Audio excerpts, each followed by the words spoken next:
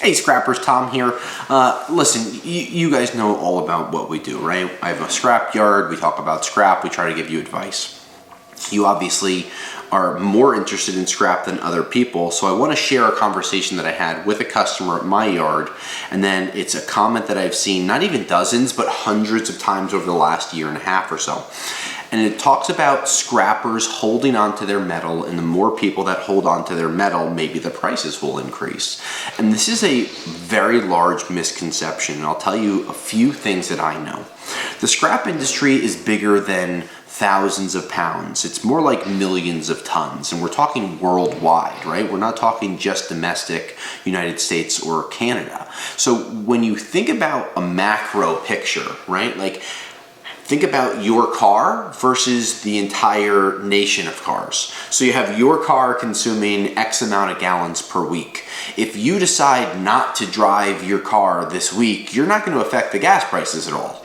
If your entire neighborhood, your entire town stops driving for a week, the only thing that you're probably going to affect is maybe your local gas station's prices, but you're not going to affect the town next door, the county, the state, the region, the country, and especially the world prices. And one of the things that you really have to think about when it comes to scrap is take the word scrap out and think of the word commodity.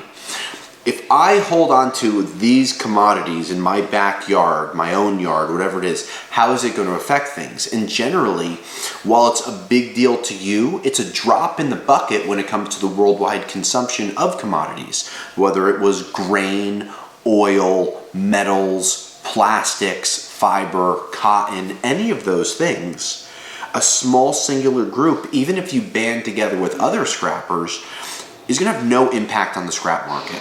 It really isn't. I know large scrap yards that are holding hundreds of thousands of pounds of non-ferrous, copper, stainless. I know another guy that has over 1 million pounds of stainless steel sitting in his yard ready to ship. Prices haven't gone up because he's holding 1 million pounds. So those are the things you have to think about. So if you're holding on to materials, one phrase, one idea that I've seen that will never work, my opinion, but this is pretty well known, is hoarding together is not going to affect the scrap prices. Supply and demand, worldwide growth, recessionary fears, fuel costs, those are the primary factors that are going to hurt or help scrap markets. So that's what you need to think about when it comes to the scrap markets and holding on to your material. The longer you hold it doesn't mean you're going to make more money because you're holding on to it.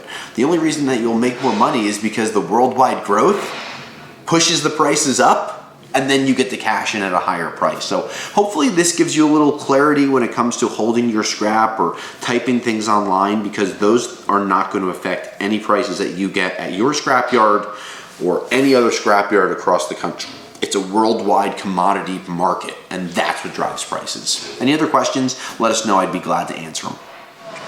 Thank you so much for being an exclusive YouTube member receiving these videos. If there's anything that you want us to talk about that should be a little bit of a secret, let us know and we'll film another exclusive video for you. Any other questions, let us know. Thanks for being a member.